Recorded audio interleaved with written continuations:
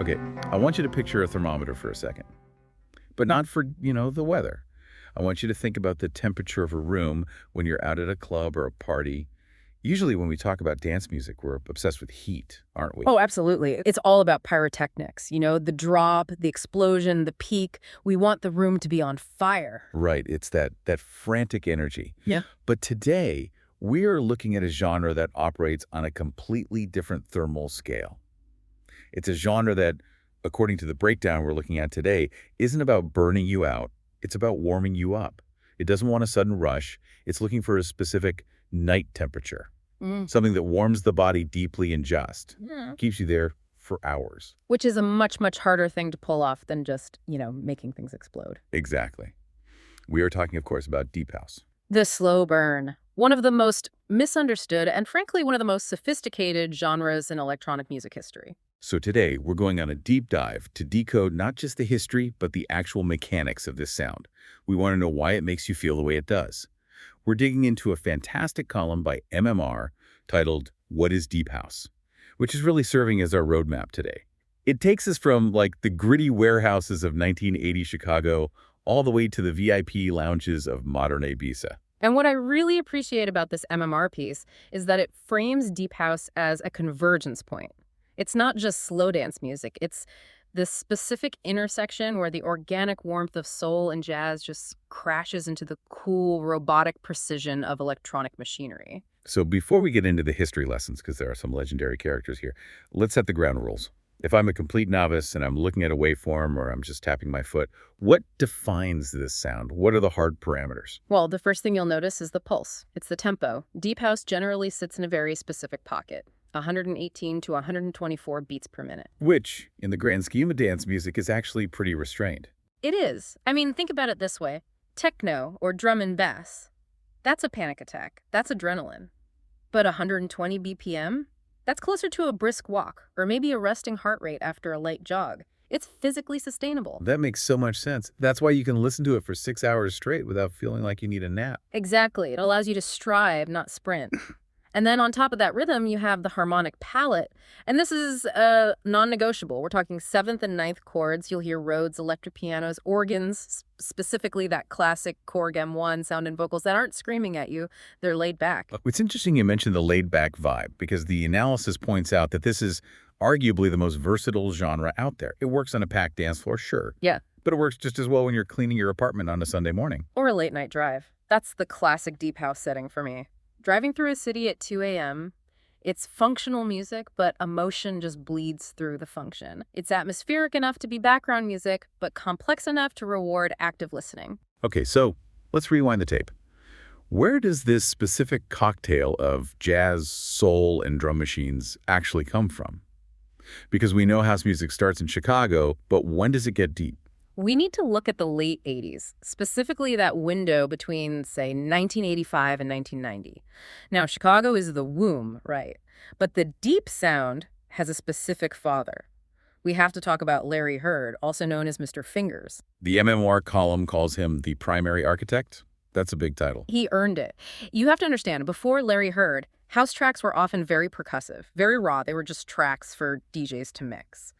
But Larry Heard, he had a background as a drummer in progressive rock bands. He understood musicality. So he wasn't just some kid banging on a drum machine. No, and that's the key. When he released Can You Feel It or Mystery of Love, he brought in these lush, melodic textures. He brought in jazz chords. He smoothed out the edges. He basically proved that electronic music could have a soul. And while Chicago provided that blueprint, I was really surprised to see how much credit goes to the East Coast. Specifically, New Jersey. Yeah, New Jersey. The Jersey garage connection. This is absolutely crucial. If Chicago brought the machine. New Jersey brought the church. Exactly. The church. Yeah. Literally. You had producers like Blaze and the legendary Kerry Chandler. These guys grew up around gospel music. So when they started making house, they didn't just want it to be a cold beat. They added choirs. They added these uplifting organ riffs. They added a swing that felt human. So Chicago is the brain and Jersey is the heart. That's a great way to put it. Jersey added that sweeter, gospel-influenced soul feel. They took the mechanical beats and just injected them with gospel DNA. Okay, so we move into the 90s. The genre is established, but then it starts to mutate. The breakdown describes this era as the sound becoming blacker and more textured. Right. We move away from the big, happy anthems and get into something more hypnotic. This is the golden era of prescription records in Chicago. That's Ron Trent and Chez Damier. Even the names of the labels sound medicinal. Prescription. It was medicine. They stripped everything back. It wasn't about the big chorus anymore. It was about a groove that just locked you in for 10 minutes. And then while that's happening, Detroit enters the chat. Enter Moody Man. Enter Moody Man. And this is where the texture changes again. If Jersey was clean and soulful, Detroit Deep House, led by Moody Man, was dusty. It was gritty. He used samples from old jazz and blues records, but he kept the crackle in. He kept the noise. It sounds like he was just digging through crates in a basement somewhere. Exactly. It felt unearthed. It wasn't polished. It was raw and defiant. It added this whole layer of mystery to the genre. But then, as things always do, the sound crossed the Atlantic. And this is where the suit and tie comes in, right? Yeah. The breakdown mentions that by the 2000s, the sound moves to the UK and Germany. The refinement era. Yeah, this is where Deep House grows up and maybe gets a corporate job. It moves toward the lounge aesthetic. You had labels like Naked Music and free-range records with artists like Jimster. It became sophisticated. Very. And in Germany, you had the rise of Innovision's Dixon, Anrio Henrik Schwartz. They took that soul influence but applied like German engineering to it. It became precise, minimal. It wasn't just looping a funk sample anymore. They were building these huge architectural compositions. Okay, this is the part I've been waiting for. I want to pop the hood. But we keep saying it sounds deep, but what does that actually mean? Physically, musicologically? I love this part. This is where the magic trick happens. Let's start with the chords. You mentioned sevenths and ninths earlier. To someone who failed piano lessons, what does that actually do to the listener's brain? Okay, simplest terms. A standard major chord think, twinkle, twinkle, little star, is happy, resolved. A minor chord is sad, simple. But when you add a seventh or a ninth, you're adding extra notes that create tension. They create ambiguity. So it's not happy or sad? It's both. The MMR analysis uses the word wistful rather than tragic, and I think that's perfect. It's sadness mixed with hope. It's nostalgia. That complexity is why you don't get bored of it. It mirrors complex human emotions much better than a simple pop song does. Wistful. I like that. It's like looking out a rainy window, but feeling okay about it. Precisely. Now let's talk about the rhythm, because it's not just a metronome, is it? It doesn't feel like a robot. No, it has to swing, and this is a technical setting on drum machines. The breakdown notes that Deep House producers usually crank the swing setting on their drum machines, specifically the Roland 909 to somewhere between +5 and +15%. What does that swing actually do? It delays every second 16th note, just a tiny bit. So instead of a robotic talk, talk, talk, talk, you get a talk, talk, talk, talk. It stips. It mimics the imperfection of a human drummer. It makes the beat breathe. And the kick drum itself, it's not that sharp thwack you hear in EDM. No. That EDM kick is designed to hit you in the chest. A Deep House kick is described as round. It has a deep aftertone. It's designed to wrap around you. It hugs the bass line rather than fighting it. Speaking of hugging, Yeah. there's a production technique mentioned here that I need you to explain. They call it the secret sauce or the invisible sway. It involves something called side chain compression. Yes. This is the heartbeat of modern Deep House. Explain this to me like I'm 5, or at least like I'm not a sound engineer. Okay. Imagine you are floating in a swimming pool on an inflatable raft. Relaxed, right? With the drink in my hand, hopefully. Hopefully. Now imagine there's a giant wave machine. Every time the wave hits, that's the kick drum, the water dips and pulls you down for a split second, and then you float back up as the wave passes. Oh, I'm bobbing. You're bobbing. That is sidechain compression. The producer links the volume of the music to the kick drum.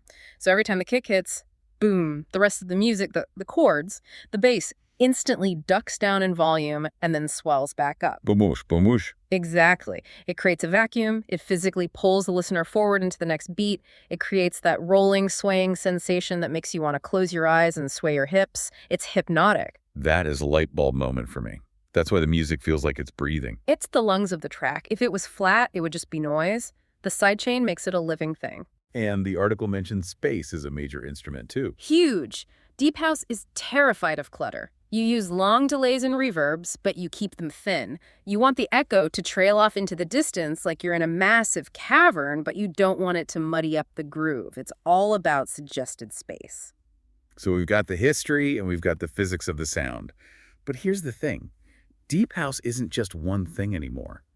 It's like a tree with 1,000 branches. It really has splintered. The map of Deep House in our source material is fascinating because the regional differences are so distinct. Let's take a quick tour around the world. We already touched on Chicago Deep. Right. Chicago is the skeleton. Bone-dry kicks, soul reverberations, Mr. Finger style, it's sparse. We mentioned Jersey. That's the soul. Pianos, organs, vocals that take you to church. But what about Afro Deep? Because that seems to be the massive movement right now. It's undeniable this is coming largely out of South Africa, led by titans, like Black Coffee. And how did that sound different from the Chicago stuff? It's in the percussion. Chicago is very machine-based, hi-hats, snares. Afro Deep incorporates complex polyrhythms, hand drums, shakers. It has a higher temperature percussion. It feels more organic, more rooted in the earth. It's deeply spiritual, often with call and response vocals. And then on the total opposite end of the spectrum, you have this melodic or organic house. The Dreamers. Labels like Anjuna Deep or All Day I Dream. This is less about the funk and more about the landscape. Wide synthesizer pads, nature sounds, birds chirping, water flowing, these scenic courts, it's very pretty. It's sunrise music. And finally, we have to mention the lo-fi wave. Which is the rebellion, really. It's a bunch of kids buying old samplers and purposefully making the music sound bad. They saturate the tape, they add hiss. It's a reaction against how clean digital music has become. It's a return to the grit of Detroit. So with all these flavors, from the spiritual Afro Deep to the gritty lo-fi, how does a DJ actually play this stuff? Because the source makes a really bold claim. It says playing Deep House is fundamentally different from playing other genres. It is. If you're an EDM DJ, you are playing for the drop. You are playing for the explosion. Quick cuts. 3 minutes and you're out. Deep House. That's illegal. Illegal. Culturally illegal. Deep House requires patience. We're talking about long mixes, 16 bars, 32 bars, sometimes a minute or two of 2 tracks running together. Why so long? Because you aren't just switching songs, you're weaving them. You're using the EQ, the bass, mids, and treble to sculpt the sound. You might take the bass line from track A and sneak it under the vocals of track B.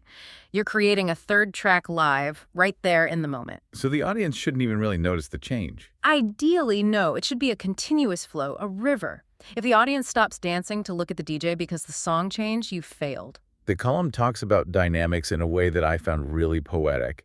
It says a good DJ raises the heat only slightly, then pulls it back immediately. It's the art of the simmer. If you keep raising the energy, eventually you hit a ceiling and you exhaust people.